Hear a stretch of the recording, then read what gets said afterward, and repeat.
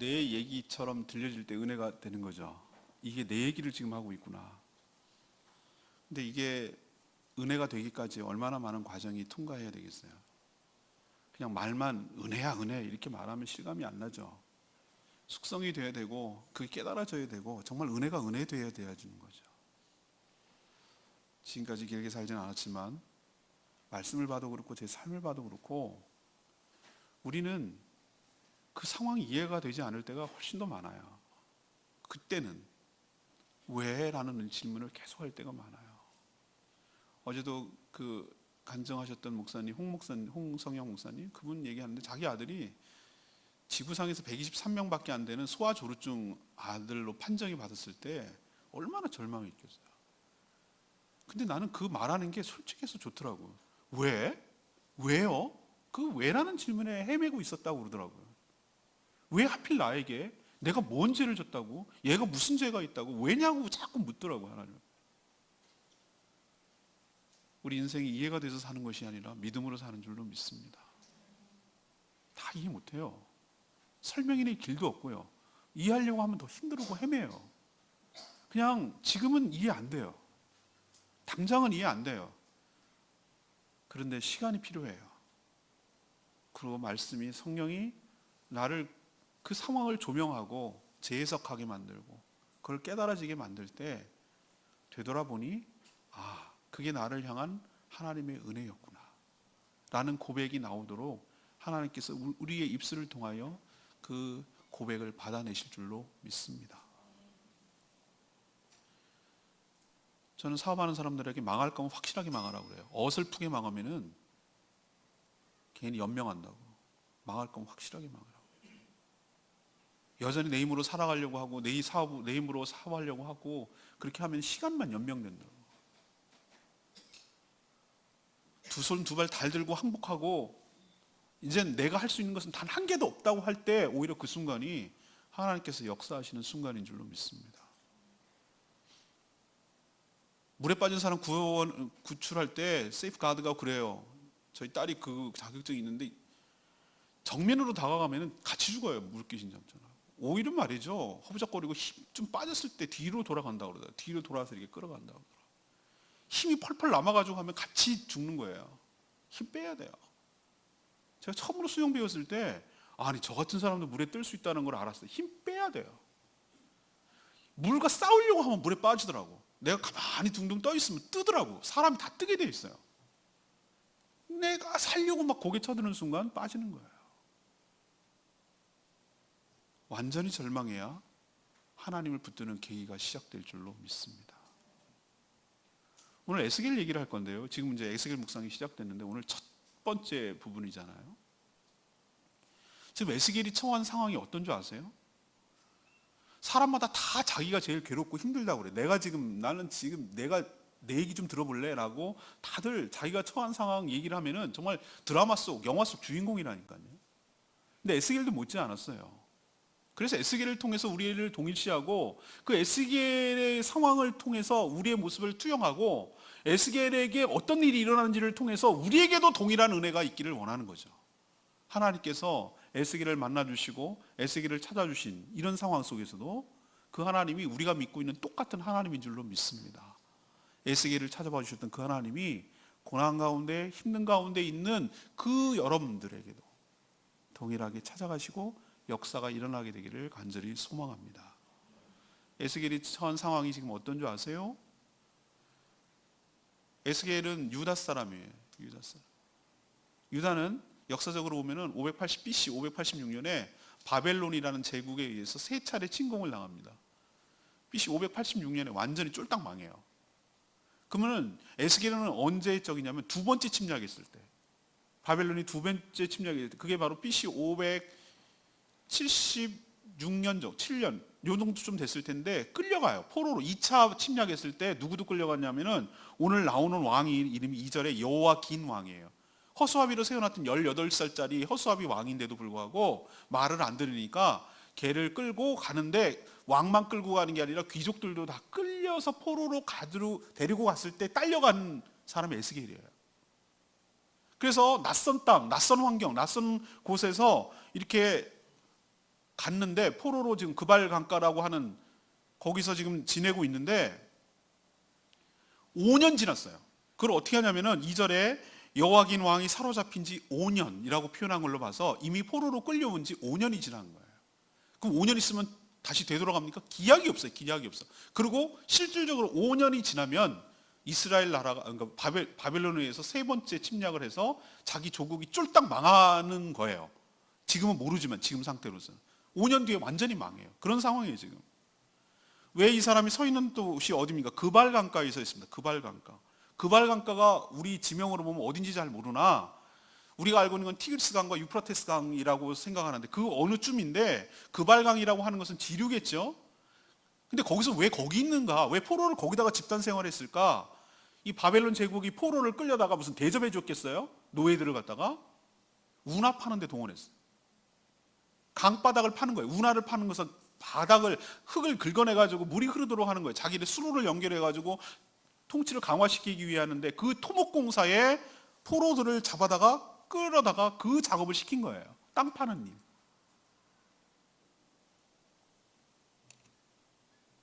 자, 점점 망해져가는 조국,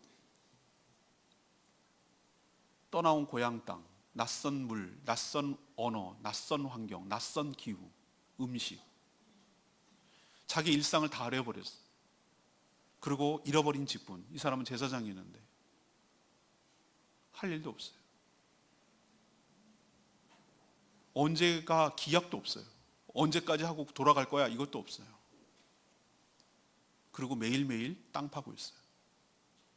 이게 지금 에스겔이 처한 상황이에요. 내가 제일 세상에서 제일 힘들어요 라고 말하지만 여러분이 만약에 에스겔로 들어갔다면 참 기가 막혔을 거예요. 에스겔이 이런 절망 가운데 있었어요. 그때 하나님께서 어떻게 행하시는지가 오늘 말씀이고, 여러분이 똑같은 이런 에스겔처럼은 아니지만 내 나름대로는 정말 힘들고 어렵고 누구 말도 못하겠고 정말 앞이 안 보이고 캄캄하고 이건 뭘 어디서 어떻게 시작해야 될지도 모르겠고 그냥 버티면 되는 것도 아니고 정말 기가 막힌 상황 속에 있을 때 하나님께서 어떻게 하시는지를 에스겔을 통해서 보시고 여러분도 하나님이 행하시는 것을 경험함으로 다시 일어서는 놀라운 축복이 여러분 가운데 있게 되기를 축원합니다. 첫 번째 하나님이 하시는 그 순간, 그때 그 상황, 그 절망 가운데 있을 때 하나님이 첫 번째로 하시는 것이 하늘을 열어 보여주시는 일을 해요. 1절에 보면 서른의 초닷새에 내가 그발 강가에 사로잡히는 자 중에 있을 때 하늘이 열리며 하나님의 모습이 내게 보이니 그랬어요. 하늘이 열리는 거예요. 절망일 때 하늘이 열리고 하나님을 보는 경험을 하게 되는 순간이에요. 소위 선민, 하나님의 택한 백성이라고 하는 이 백성들이 지금 어떤 일을 하고 있다고 제가 말씀드렸죠? 땅 파는 일을 하고 있다고 했어요. 자기들을 뭐라고 지칭했냐면 땅을 워낙 맨날 파니까 지렁이 같은 존재들하고 표현하고 있어요. 이때 비참한 상황을 시로 표현한 것이 시편에 녹아나 있어요. 여러분 여기를 잠시 접으시고 여기다 이렇게 접어놓고 다시 돌아와야 되니까 시편 137편을 한번 가보시죠. 시편 137편에 가면은 그때 포로들이 끌려와서 지금 하고 있는 일을 심정을 이 시로 표현해내는 것이 137편에 녹아나 있어요. 5절까지 제가 읽을 테니 잘 보십시오. 137편입니다. 902쪽. 우리가 바벨론의 여러 강변 거기에 앉아서 시온을 기억하며 울었도다. 그러니까 바벨론에 끌려와 여러 강가에 있어가지고 거기서 시온 고향 땅을 기억하면서 울었다고 이렇게 1절에 표현하고 있어요. 그 중에 버드나무에 우리가 우리의 수금을 걸었나니, 그 강가에 있는 버드나무에다가 자기들이 고향에서 갖고 오고 쳤던 수금 악기 있잖아요. 그것을 걸어놨다고 그랬어요. 근데 3절이 기가 막혀요. 이는 왜 거기다가 악기를 걸어놨냐면은 우리를 사로잡은 자, 바벨론 사람들이죠. 거기서 우리에게 노래를 청한다고 그랬어요. 노래를 청하며 우리를 황폐하게 한 자, 바벨론 사람들이죠.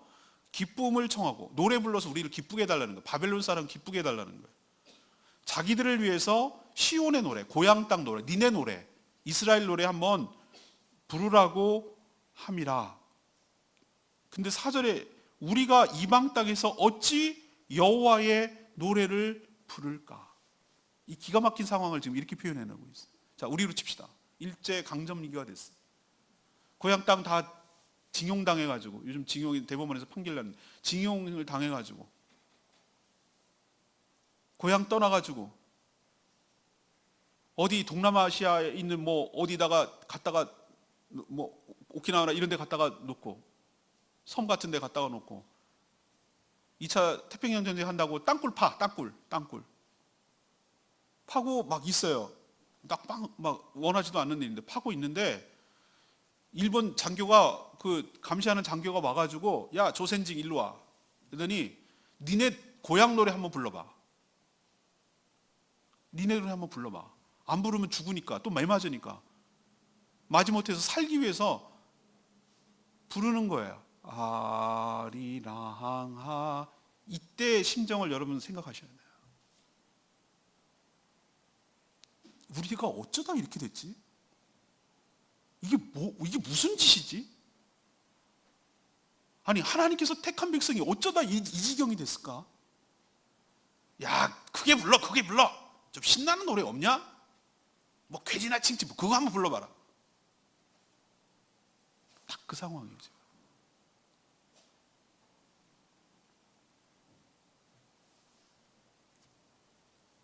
노래도 내가 좋아하고 여기 뭐 직업 가수가 계시지만 어떨 때 노래가 좋냐면 내가 부르고 싶을 때 부를 때, 근데 내가 컨디션도 안 좋고 내가 목도 안 잠기고 내가 부르고 싶지 않고 내 상황이 너무 힘드는데 웃으면서 막 이렇게 불러야 되는 상황이 있어요. 먹고 살려고 하고 안 부르면은 이게 큰 리스크가 나고 데미지를 입고 뭐 이럴 때 불러야 될 때 그 심정 아시겠어요? 내가 원하지도 않는 일을 억지로 해야 되는 이 상황, 이 기가 막힌 상황. 하나님의 택한 백성들이 바벨론 이방인에게 조롱과 멸시의 대상이 된 거예요. 하나님 믿는 사람이, 축복받았다는 사람이 하나님을 믿는다고 하는 게 너 이거냐? 라고 말해주는 것 같아서 그게 더 막 견딜 수가 없는 거예요. 황폐화된 예루살렘, 그리고 다 무너지고 거기 안에 기구까지 다 뺏긴 성전,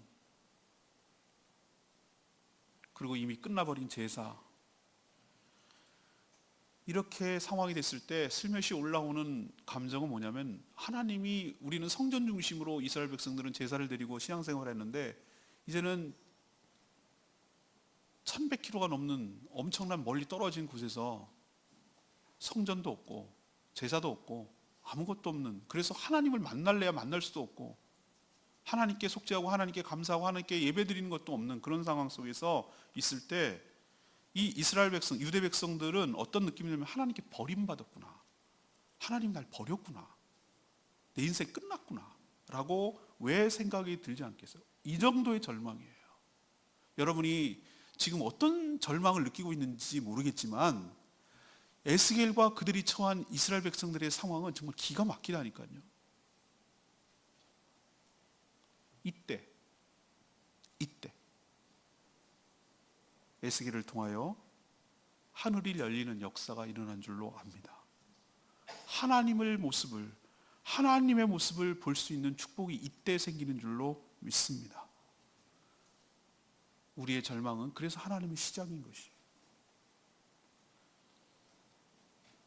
왜 에스겔에게 하나님께서 하늘문을 여시고 하나님의 모습을 보여주셨을까? 이들의 생각은 하나님은 이스라엘 땅에만 있는 줄 알았어요. 성전에만 계시는 줄 알았어요. 근데 그게 아니었다라는 걸 보여주시는 거예요. 네가 가장 절망스러운 상황 속에서도 하나님은 존재하고 계신다. 네가 보이는 세계가 전부가 아니라 하늘의 세계가 있다는 걸 보여주는 것이에요. 네가 보고 있는 세계가 전부가 아니라 상상도 못하고 생각도 못한 놀라운 세계가 펼쳐져 있다는 것을 하늘을 열어서 하나님이 보여주시는 거예요. 그래야 소망을 가지니까. 이게 전부가 아니라고 생각할 수가 있으니까. 우리 집에 구피를 키우는데 제가 말씀드렸죠. 섭지코지 가면 아쿠아리움이라고 하나에서 만난 엄청 큰 수족관이 있어요. 너무 비싸가지고 자주 들어가지 못하지만 거기 들어가면 옛날에 고래상어도 있고요. 어마어마 몇 층짜리 되는 수족관이 있어요. 그 안에 뭐 별의별 물고기가 다 있어요. 근데 여러분이 물고기라고 생각해 보시라고 제가 말씀드렸잖아요. 물고기라고 생각하면 그 안에 있으면은 너무 좋아 여기. 이게 나의 우주야. 나의 세계야. 내 보이는 세계야. 물온도 수온도 일정하지. 때 되면 어디서 나타나는지 먹을 것도 던져다 주지. 먹을 것도 생기지. 마음대로 펼쳐지지. 거기가 전부예요. 근데 우리는 알아요. 유리벽 수족관 밖에서 그들을 지켜보고 있다는 것을 우리는 아는데 걔네들은 몰라요. 왜? 그게 보이는 자기들의 우주의 전부니까. 근데 언뜻 나타나가지고 언제 나타나는지 다 나타나가지고 막 청소하는 것들이 으른으른 거리기도 하지. 유리창 바깥에서 왔다 갔다 댕기는 뭐가 보이는 듯 말 듯 하지. 물고기 입장에서는 그렇게 보이는 것들이 이게 뭐지? 이거는 우리의 세계랑 좀 다른 것 같은데? 뭔가 새로운 세계가 뭐가 있는 것 같은데? 라고 하는 건 똑똑한 물고기예요. 하나님께서 너희들이 인간의 눈으로 볼 수 있는 세계가 이 세상의 전부가 아니고 영적인 세계가 있어. 하나님의 세계가 있어라는 것을 살짝 보여주시고 살짝 계시한 건데 절망 가운데 있는 에스겔에게 보여주심으로 너희들이 세계가 사는 세계가 전부가 아니라 이 놀라운 이방 땅에도 하나님의 나라가 있고 하나님의 세계가 있다라는 것을 보여주심으로 사방이 막혀서 숨 쉴 곳이 없는 그곳에 하늘을 열으셔서 하나님을 볼 수 있게 하셔서 희망을 하나님께 걸게 하시고 우리가 살고 있는 세계가 전부가 아니라는 것 때문에 절망 가운데 있는 사람들에게 다시 소망을 주는, 그리고 하나님께서 여전히 이 땅에도 존재하고 계시다는 것을, 절망 가운데도 존재하고 계시다는 것을 보여주심으로 우리에게 소망을 주시고 우리에게 새 일을 시작하시는 하나님이신 줄로 믿습니다. 우리가 한참 절망일 때 하나님께서 계시는 것을 경험할 수 있는 좋은 기회인 줄로 믿습니다. 하늘이 열리는 좋은 계기가 그때 일어나게 되는 줄로 믿습니다. 에스겔이 본 4절부터 나오는 환상은 우리가 보면은 판타지 영화를 보는 것 같아요. 이 세상에는 없어요.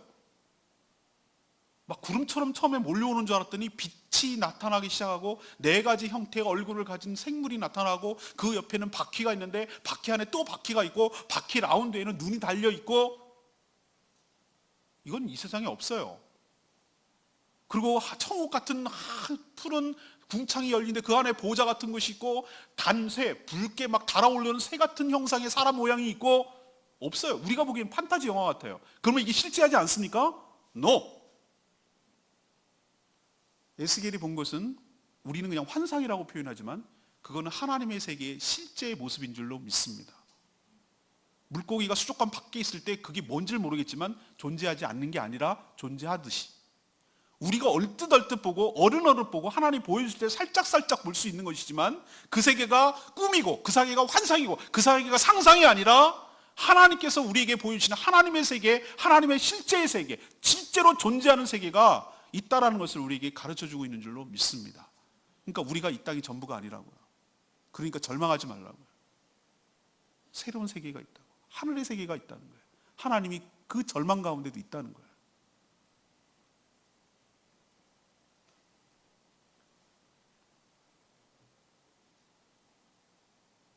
저도 지금까지 살면서 돌아보건대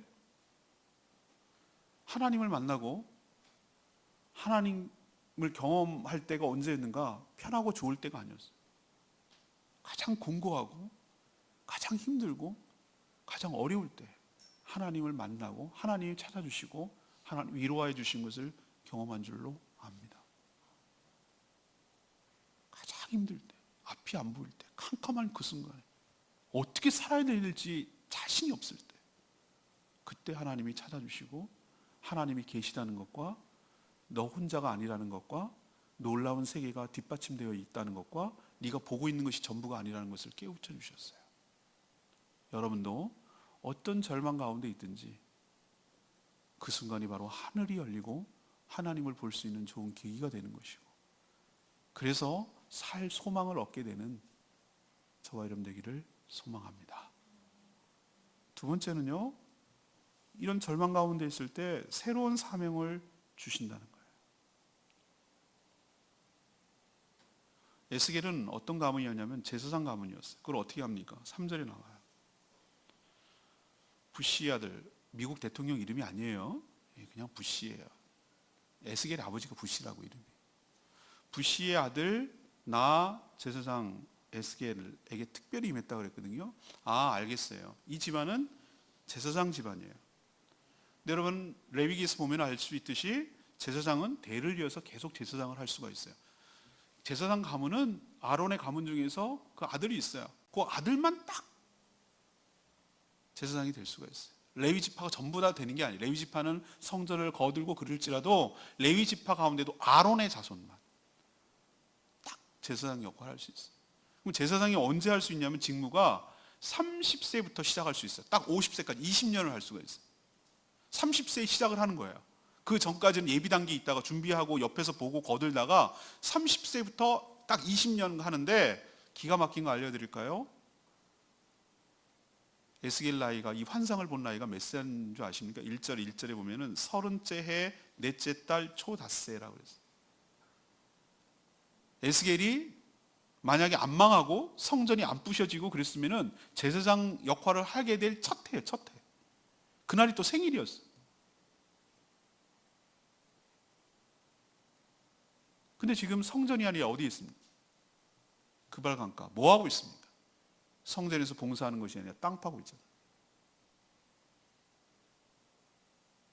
여러분, 성전도 없고 제사도 없는 제사장이 무슨 소용이 있죠? 말이 좋아 제사장이지 실업자예요. 그렇지 않아요? 성전도 없고 예루살렘 성전도 파괴되고 제사도 드릴 수가 없는 곳에 처해 있는데 제사장 할 수 있는 게 뭐냐고요? 아무것도 할 게 없어요. 그냥 실업자예요. 자기의 존재 의미가 상실되는 순간이에요. 내가 뭐 하는 것을 잃어버렸어요. 내 고유의 일을 잃어버렸어요. 그건 실직 이상의 의미가 있어요. 이게 이 사람이 처한 절망이라고. 제가 왜 에스겔을 오늘 여러 본문이 있는데 이 본문을 선택했냐면, 아까도 제가 살짝 말씀드렸지만 저도 몹시 힘들 때가 있었어요. 우리 교회 여기 제주 연동 서북에 부임하기 직전이었어요. 한 1년간의 공백이 있었는데 제가 사역지가 없어가지고 그때 정말 힘들더라고요. 경제적으로 어려운 건 두 번째 문제고, 뭐가 힘들었냐면 이것 때문에 힘들었어요. 계속 교회를 트라이를 하는데 계속 70명이 지원을 했어요. 그래서 3명까지 올라갔어요. 그래서 설교하러 오세요. 그리고 해갖고 다 되는 줄 알고 기다렸는데 마지막에 딱 안 됐다고 그런 얘기가 통보가 오면은 정말 몹시 자존감이 처음엔 자존심이 상하다가, 그게 아니라 제가 그때를 충격을 아직도 잊어버리죠. 재활용을 버리기 위해서 이제 엘리베이터 타고 이제 내가 집에서 나오는데 저쪽 그 마당 아파트 단지 마당에다가 이걸 다 갖다 골고루 이렇게 분류해서 버려야 되는데, 그걸 들고 나오는데 제 다리가 서질 못하는 거예요. 나 그런 경우 처음에 다리가 막 후들거리는, 이렇게 흔들흔들거리고 그러는 거예요.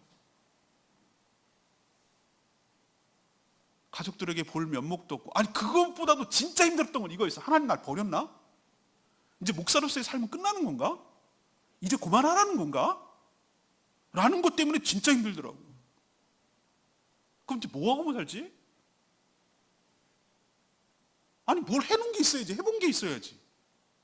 평생 동안 교회에서 자라고 신학을 공부하고 그렇게 했는데 이제 뭐 먹고 생계를 하고 뭐 먹고 긴 세월을 살지? 이런 생각이 드니까 막 아득한 거예요. 그것보다도 하나님께서 날 부르시지 않았나? 날 버렸나? 이제 폐기 처분인가? 이것이 정말 힘들더라고요.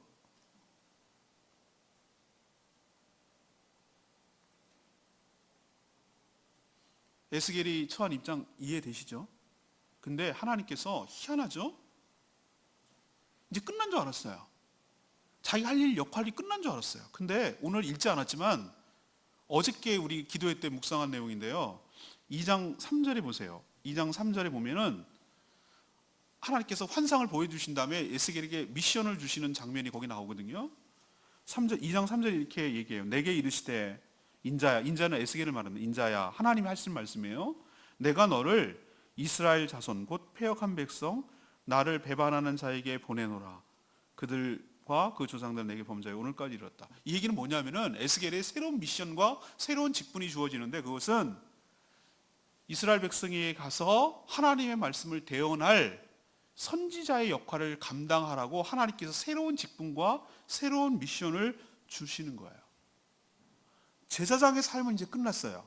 할 것도 없고 할 수도 없어요. 근데 하나님은 에스겔을 무엇으로 부르시냐면은 하나님의 말씀을 대언하고 하나님의 말씀을 전할 수 있는 하나님의 종, 하나님의 선지자로 새롭게 부르셔서 새로운 직분과 새로운 미션과 새로운 사명을 주고 있다는 것이에요. 전 여기서 은혜를 받았어요. 제가 만약에 그렇게 되어 있을 때, 교만하기가 이를 때였고, 큰 교회에 있었고, 큰 교회 부목으로 있었고, 정말 그런 상황이었을 때, 만약에 정말 그 시나리오대로 좀 강단교회 이찬수 목사님처럼 그렇게 하려고 준비도 하고 막 그런 상황이었는데, 그런 식으로 됐다면 저는 여기 안 왔죠. 여기 올 이유가 없죠. 연고지도 하나도 없고 빚도 있고 교인도 한 명도 없는 교회에 뭐하러 오겠어요 제가. 근데 하나님께서 1년 동안 나를 낮추시고 나를 깎으시고 나를 패대기 쳤다고 표현하고 싶어요.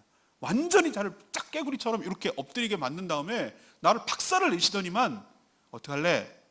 갈래? 네, 갈게요. 어디든 갈게요. 그렇게 나를 만드시더라고. 5년 지났어요. 에스겔 제사 안 한 거 이제 본격적으로 30살 됐어요. 실업자예요. 시작도 못 해보고 실업자예요. 그런 상황에서 하나님께서 부르셔서 새로운 미션을 주시고 새로운 장르를 개척하게 하시고 새로운 사명을 주시고 놀라운 일들을 하나님께서 시키시는 줄로 믿습니다. 저는 이거를 일반화시키기가 어렵지만, 그럼 나 뭐 하라는 건가? 이거 아니라 여러분들이 이제 끝이라고 생각하는 그 순간, 나는 이제 폐기 처분이야, 나는 이제 끝났어, 이미 나는 존재 가치가 상실됐어라고 하는 그 순간, 그게 절망인데 하나님에게는 절망이 아니에요. 하나님에게는 그게 시작이에요. 새로운 일을 주시기 위한, 새로운 미션을 주기 위한 시작점이에요. 그래서 부르시는 거예요. 아마 에스겔이 안 망하고 성전을 계속했더라면 그냥 평범한 제사장으로 지냈을지 몰라요. 근데 그런 절망 가운데 코너로 모시고 완전히 엎드리게 하시고 완전한 팍 꺾어지는 절망 가운데 처하니까 하나님께서 제로 베이스에서, 완전히 제로 그라운드에서, 0점에서 다시 새로운 놀라운 직분과 새로운 사명과 새로운 직분을 허락하여 주시는 줄로 믿습니다. 여러분의 인생이 막혔습니까? 완전히 막혔나요? 그러면 그때가 바로 하나님이 새 길을 여실 지점인 줄로 믿습니다. 새 사명을 여러분에게 주실 때인 줄로 믿습니다. 여러분의 생각, 여러분의 계획, 여러분의 상식을 제발 좀 내려놓으세요. 하나님이 하시는 일은 나는 제사장만 해야 된다고 생각하는 통념과 관념과 사로잡힌 이것을 하나님은 깨버리세요. 하나님 입장에서는 이것도 하나님의 일이고, 이것도 하나님의 일이고, 이것도 하나님의 영광스러운 일이고, 이것도 하나님의, 다 모두 하나님의 일이고 하나님 나라에서 위하는 것이라면, 난 이거밖에 안 해요, 난 이거밖에 못해요 라고 하는 나의 것들을 깨버려야, 그것을 놔야, 그것을 버려야 하나님께서 새로운 것을 여러분에게 손에 쥐어주실 줄로 믿습니다. 내가 못 놓으면 내가 하는 건지 하나님이 나를 일하는 건지 내가 일하겠다고 그러는 건지 모르는 거예요. 놔야 돼. 놓게 만들어요. 할 수 있는 게 없어요. 실업자 5년이에요. 시작도 못했어요. 그렇게 만들어요, 하나님께서. 그렇지만 하나님 포기한 거 아니에요. 하나님 끝난 거 아니에요. 내 인생 절단난 거 아니에요. 그게 시작점이에요. 하나님께서 저를 여기서 부르셔서 완전히 아무것도 없는 것에서 시작하게 하셨어요. 진짜 아무것도 없었어요. 근데 하나님 은혜로 어떻게 교회가 세워져 가야 되는 것인지, 무엇이 더 중요한 것인지, 어떻게 하나님을 붙드는 것인지, 뭐가 하나님의 은혜라고 말하는 것인지, 그걸 하나씩 하나씩 저한테 가르쳐 주셨어요. 제가 안 그랬으면 건방지기가 이를 데 없는 그런 사람이 됐을지도 몰라요. 여러분도 절망 가운데 있습니까? 이제 난 끝났습니까? 난 이제 인생 여기서 종결입니까? 나는 의미 없는 인생이 돼버렸습니까? 아니요. 여러분 생각 고치세요. 하나님은 그런 여러분을 새로운 인물을 주시고, 새로운 사명을 주시고, 새로운 환경을 여시고, 그래서 새로운 일을 여러분을 통해서 시작하는 시작점인 줄로 믿습니다. 마지막 세 번째는 하나님의 권능을 경험케 하세요. 당시 바벨론은 지금의 미국 이상의 의미가 있는 강대국이었어요. 세계를 통일시켜버렸어요. 막강한 무기로 싹 쓸어버렸어요. 유다도 결국 버티다 세 차례 침략으로 요 뒤에 5년 지점에서 완전히 초토화되고 멸망당해요. 에스겔 입장에서 보면은 너무나 무기력한 유다예요. 조국 유다가 너무 힘이 없어요. 그때 무슨 의심이 슬며시 올라오는 줄 아세요? 우리도 그래요. 우리도 그래요. 우리도 남다르지 않아요. 아까 저도 그랬고요. 하나님 계신가? 하나님 계신가? 나한테 관심 있나? 나 같은 거 신경이나 쓰시나? 아니면 계시고 있는데 너무 무기력하신 거 아니야? 너무 무능하신 거 아니야? 이런 의심이 막 올라와요. 이런 상황 있잖아요. 근데 에스겔이 아까 제가 말씀드렸죠? 이 환상을 쭉 보면은 와, 이 위험, 만약에 여러분이 에스겔이 본 환상을 직접 경험했다 그러면은 이건 완전히 압도당하는 겁니다. 북쪽에서 큰 폭풍 같은 것이 들어오는데 바람인 줄 알았더니 그 안에 번쩍번쩍하는 번개 같은 것이 나타나고 듣도 보도 못한 희한한 생물들이 막 나타나는데 바퀴가 구르고 이 천사들이 이렇게 날개를 펼치고 날개를 닿을 때 많은 물소리 같고 큰 군대 소리 같은 것이 압도하는 폭포, 커다란 폭포가 물 떨어질 때 같은 소리가 막 욱 들리는 거, 완전히 압도당하는 거예요. 뒤로 넘어갈 정도예요. 그때 쫙 하늘이 열리고 천국 같은 곳에서 보좌 위에 사람의 형상을 하고 계신 그분, 막 불꽃 가운데 임하시는 그분이 음성을 탁 낼 때 천사들이 잠잠해지고 조용하는 그걸 딱 경험하면 여러분들이 안 엎드릴 수가 없어요. 압도당하는 거예요. 압도당하는. 그리고 내 생물과 그 바퀴들이 성령이 이동하는 곳에 따라 쫙쫙 이렇게 일사불란하게 움직여 나가고 딱 말할 때 되면 멈추고 서고 조아리고 있고 이런 걸 보면은 뭔가 이것이 중구난방으로 막 마구잡이로 움직이는 것이 아니라 뭔가 그 세계가 질서가 있구나. 하나님의 영이 통치를 하고 있고 하나님의 명령을 따라서 이게 뭔가 움직여 나가고 있다는 것을 누가 봐도 알겠어요. 궁창이의 보좌, 사람의 모양, 여호와의 영광의 형상을 에스겔은 봤어요. 에스겔은 그것을 보는 순간 무슨 생각이 들었겠어요? 자기 딴에는 바벨론 왕, 느부갓네살 왕 같은 그 왕이 세계의 1등 통치자인 줄 알았을 거예요. 감당이 안 돼요. 그 막강한 무기로 공성 전략을 쳐들어왔을 때 막아낼 수가 없어. 어느 나라도 막지 못했어. 최강의 나라, 세계를 제패한 나라가 최고 권력자인 줄 알았어. 근데 하나님께서 환상을 딱 보여주시는 순간 느부갓네살 왕이 세상을 통치하는 것이 아니라 우리 눈에 보이지 않았지만 알고 봤더니 그 천상의 세계에서 엄청난 권위와 위엄으로, 능력으로, 권능으로 세상을 다스리고 있는 분이 있다는 걸 깨달았어요. 그때. 우리가 절망 가운데 있을 때 힘 있는 사람들이 움직이고 기득권을 가진 사람들이 세상을 움직이는 것처럼 느껴질 때가 있어요. 근데 여러분 그렇게 생각하지 마세요. 세상의 주권자와 통치자가 하나님이라는 것을 경험하는 순간이 우리가 절망할 때인 줄로 믿습니다. 그때 비로소 이게 어떻게 이런 일이 벌어지지? 어떻게 이런 일이 생겨나지? 라고 경험함으로써 하나님이 모든 것들을 통치하시고 포석하시고 바둑판을 두고 계시다라는 것을, 세상의 모든 도를 놓고 계시다라는 것을 그때 깨달을 날이 오는 거예요. 세상이 찢고 까불고 막 권력자들이, 돈 있는 사람들이 무슨 이런 사람들이 움직여 나가는 것처럼 눈에 보이죠? 아니요. 그게 아니라 그들도 그냥 돌에 불과하다는 것, 돌 하나에 불과하다는 것. 돌을 놓고 계시는 분은 그 위에 계신 하나님이 통치하시고 하나님이 다스리시고 하나님의 뜻 가운데서 움직여 나가고 있다는 것을 깨닫는 순간이 우리가 절망할 때인 줄로 압니다. 그 권능을 경험할 날이 절망할 날이에요. 이런 일은 이스라엘 역사상 또 있었어요. 엘리사가 주변에 아람 군대가 막 가득 차왔을 때 몸쪽이 막 무서워서 벌벌 떨 때 하나님께서 눈을 열어 보여주셨어요. 그랬더니 천상의 불말과 불병거가 가득하다는 거예요. 천군 천사들이 다 있다라는 것을 보여주고 나서 안심이 됐어요. 사랑하는 여러분, 영의 눈을 여시기를 원합니다. 우리가 보이는 게 전부가 아니고 보이는 권력이 전부가 아니에요. 세상을 다스리는 그분이 최종 통치자시고 권력자시고 천군 천사가 다 동원되고 있고 움직여 나가고 있다는 것을 기억하시고, 세상 권세는 하나님에 맞설 수가 없고 상대가 되지 않는 거 기억하시고 두려워하지 마시고 믿음으로 승리하시는 저와 여러분 되기를 소망합니다. 오늘 말씀을 결론 내리면 이래요.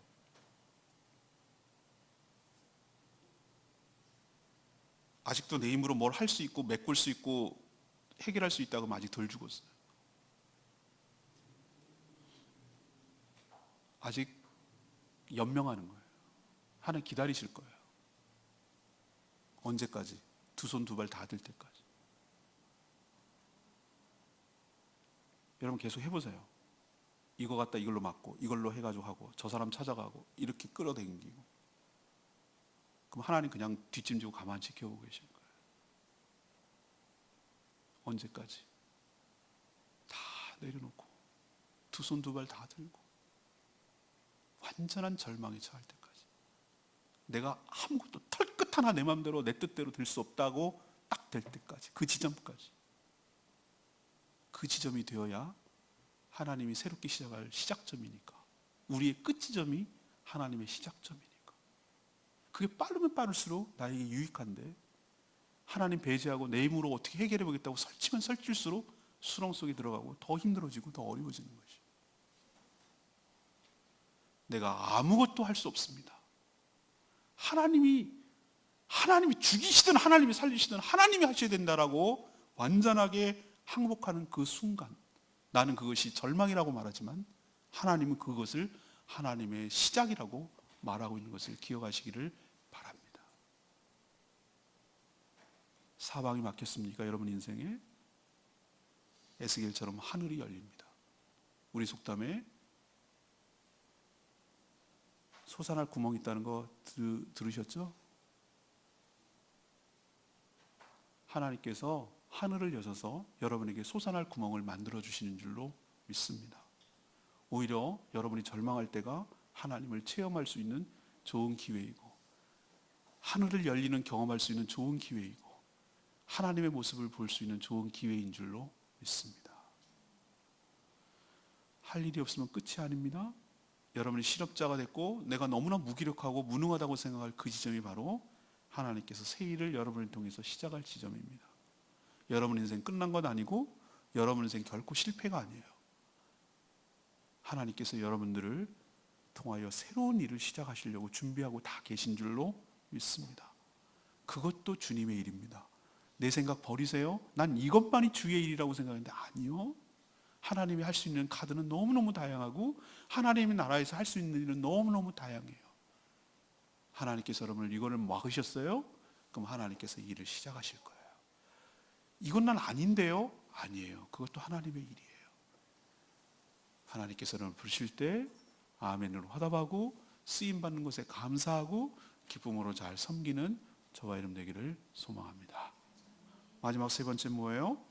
하나님이 무기력하게 보이세요? 하나님 무능하게 보이세요? 아니요. 제발 좀 눈을 열어 수족관 안에 있는 물고기처럼 생각하지 마세요. 수족관이 우주의 전부가 아니고 그 뒤에서 컨트롤하고 있고 수온을 맞추고 있고 물고기에 밥을 주고 있고 다친 물고기 꺼내가지고 치료하고 있고 새끼 나면 새끼를 보호해주고 하고 있는 컨트롤러가 있다고. 어마어마한 수족관 밖에 있는 컨트롤러가 있단 말이에요. 이 세상이 내가 보이는 것만 세상이 아니라 이 세상을 컨트롤하고 다스리고 움직여 나가고 운행하고 계시는 하나님이 계시다고요. 그걸 보라고요. 그걸 보시라고. 수족관 안에 있는 상어가 큰 이빨을 드러내면서 막 물고기들을 호령하겠지만 아니요. 상어 수족관 관리사한테 꼼짝도 못해요. 이가 그러면 일로 가요. 꼼짝도. 여러분 두려워하지 마시고 진정한 통치사가 여러분을 다스리고 계심을 기억하시고 그의 권능의 팔에 붙들려서 존귀하게 쓰임받는 저와 여러분 되기를 소망합니다. 오늘 말씀